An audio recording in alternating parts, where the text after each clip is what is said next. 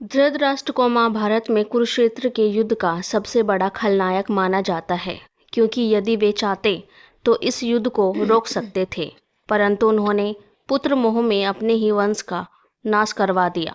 धृतराष्ट्र आंखों से ही नहीं बल्कि मन और बुद्धि से भी अंधे थे। उन्होंने अपने जीवन में वैसे तो कई पाप किए थे, लेकिन हम आपको बताएंगे उनके द्वारा किए गए 8 घोर पापों के बारे में। आइए जानते हैं। नंबर 1, गांधारी के साथ धोखा। भीष्म ने धृतराष्ट्र का विवाह गांधार की राजकुमारी गांधारी से कर दिया था।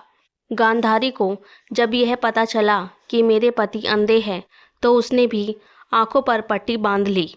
गांधारी का विवाह धृतराष्ट्र से कराने से पहले ज्योतिषियों ने सलाह दी कि गांधारी के पहले विवाह पर संकट है, अतः इसका पहला विवाह किसी और से कर दिया जाए, फिर धृतराष्ट्र से करे। ज्योतिषियों के कहने पर गांधारी का विवाह एक बकरे से करा दिया गया। बाद में उस बकरे की बलि दे दी गई थी। कहा जाता है कि गांधारी को किसी प्रकार के प्रकोप से मुक्त करवाने के लिए ही ज्योतिषियों ने यह सुझाव दिया था। इस कारणवश गांधारी प्रतीक रूप में विधवा मान ली गई और बाद में उनका विवाह धृतराष्ट्र से करा दिया गया था। नंबर 2, गांधारी के परिवार को जेल में डालना।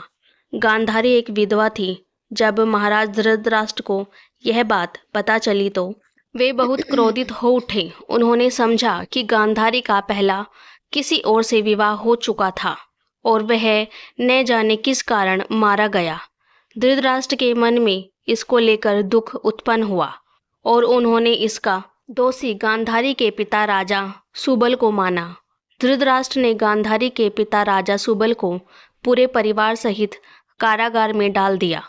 कारागार में उन्हें खाने के लिए केवल एक व्यक्ति का भोजन दिया जाता था। केवल एक व्यक्ति के भोजन से भला सभी का पेट कैसे भरता। यह पूरे परिवार को भूखे मार देने की साजिश थी।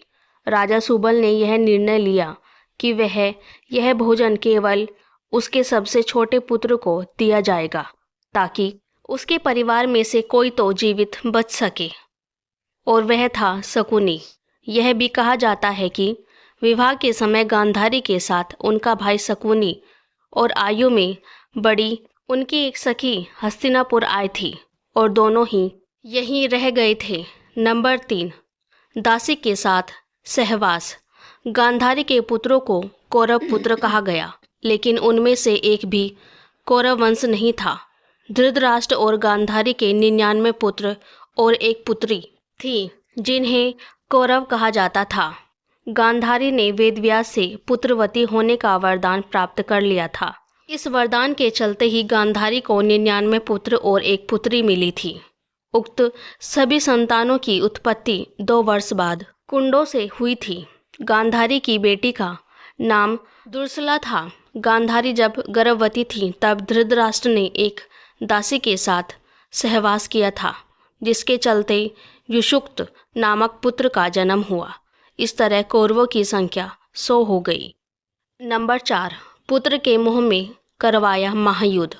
पुत्र मोह में धृतराष्ट्र पांडवों के साथ अन्याय कर रहे थे, लेकिन राजा और राज सिंहासन के प्रति निष्ठा के चलते भीष्म उनके साथ बने रहे। धृतराष्ट्र ने अपने पुत्र मोह में सारे वंश और देश का सर्वनाश कर दिया।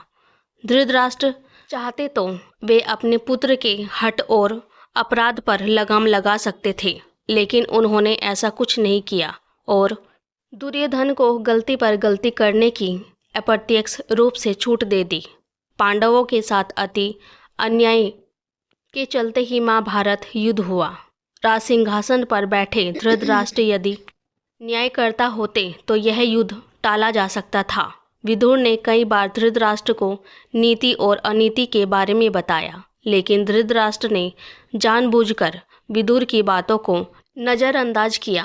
नंबर 5, चीरहरण के समय धृतराष्ट्र का चुप रहना। द्रौपदी के चीरहरण के समय भी भीष्म और धृतराष्ट्र चुप रहे और इसी के चलते भगवान श्री कृष्ण को महाभारत युद्ध में कौरवों के खिलाफ खड़े होने का फैसला करना पड़ा। चीरहरण महाभारत की ऐसी घटना थी जिसके चलते पांडवों के मन में कौरवों के प्रति नफरत का भाव स्थायी हो गया। यह एक ऐसी घटना थी जिसके चलते प्रतिशोध की आग में सभी पांडव जल रहे थे। नंबर 6, अधर्म का साथ दिया। व्युवृद्ध और ज्ञानी होने के बावजूद धृतराष्ट्र के मुंह से कभी न्याय संगत बात नहीं निकली। पुत्र मोह में उन्होंने कभी गांधारी की न्यायोचित बात पर ध्यान नहीं दिया। गांधारी के अलावा संजय भी बातों को नहीं मानते थे। वे हमेशा ही शकुनी और दुर्योधन की बातों को ही सच मानते थे। वे जानते थे कि यह अधर्म और अन्याय कर रहे हैं, फिर भी वे पुत्र का ही साथ देते थे।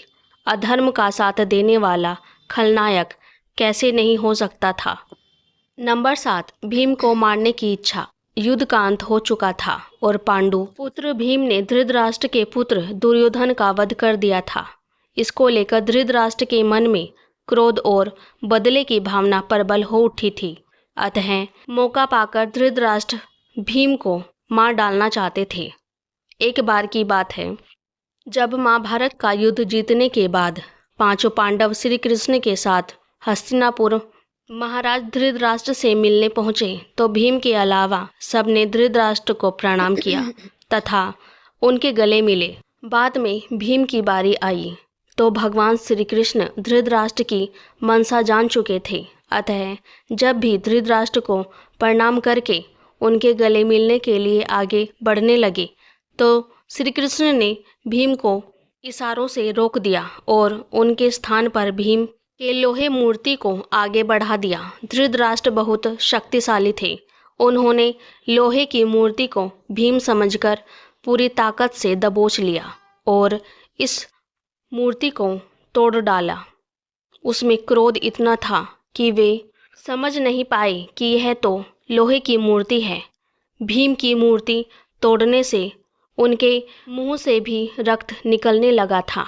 इसके बाद जब धृतराष्ट्र का क्रोध शांत हुआ तो वे भीम को मृत समझकर रोने लगे। तब भगवान श्री कृष्ण बोले कि भीम तो जीवित है, आपने भीम समझकर भीम की मूर्ति को तोड़ा है। इस प्रकार भगवान श्री कृष्ण ने धृतराष्ट्र से भीम की जान बचाई थी। नंबर 8, पूर्व जन्म का पाप। कहते हैं कि पूर्व जन्म में किए गए पाप के कारण धृतराष्ट्र जन्म से ही अंधे थे और उनके सभी पुत्र मारे गए। दरअसल पूर्व जन्म में धृतराष्ट्र एक बहुत ही निर्दयी एवं क्रूर राजा थे। एक दिन जब वे अपने सैनिकों के साथ राज्य भ्रमण को निकले तो उनकी नज़र एक तालाब में अपने बच्चों के साथ आराम करते हुए हंस पर पड़ी। उन्होंने सैनिकों को तुरंत आदेश दिया कि उस हंस की आंखें निकाल ली जाए। सैनिकों ने राजा की आज्ञा का पालन किया। दर्द से बिलखते उस हंस की आंखों को निकालकर राजा अपने सैनिकों के साथ आगे बढ़ गए। उस हंस की असहनीय पीड़ा के कारण मृत्यु हो गई। इस घटना को देखकर उसके बच्चे भी मृत्यु को प्राप्त हो गए। मरते मरते हंस ने राजा को श्राप दिया था कि मेरी ही तरह तुम्हारी भी यही दुर्दशा होगी। इस श्राप के कारण अगले जन्म में धृतराष्ट्र अंधे पैदा हुए थे तथा उनके पुत्र ठीक उसी तरह मृत्यु को प्राप्त हुए जिस तरह हंस के बच्चे हुए थे। कैसे हुई धृतराष्ट्र की मृत्यु? महाभारत युद्ध के 15 वर्ष बाद धृतराष्ट्र, गांधारी, संजय और कुंती वन में चले जाते हैं। 3 साल बाद एक दिन धृतराष्ट्र गंगा में स्नान करने के लिए जाते हैं और उनके जाते ही जंगल में आग लग जाती है। वे सभी धृतराष्ट्र के पास आते हैं। संजय उन सभी को जंगल से चलने के लिए कहते हैं, लेकिन दुर्बलता के कारण धृतराष्ट्र वहां से नहीं जाते हैं। गांधारी और कुंती भी नहीं जाते हैं। जब संजय अकेले ही उन्हें जंगल में छोड़कर चले जाते हैं तब तीनों लोग आग में झुलसकर मर जाते हैं। संजय उन्हें छोड़कर हिमालय की ओर प्रस्थान करते हैं जहां वे एक सन्यासी की तरह रहते हैं। बाद में नारद मुनि युधिष्ठिर को यह दुखद समाचार देते हैं। युधिष्ठिर वहां जाकर उनकी आत्म शांति के लिए धार्मिक कार्य करते हैं। तो दोस्तों, आपको ये कहानी कैसी लगी?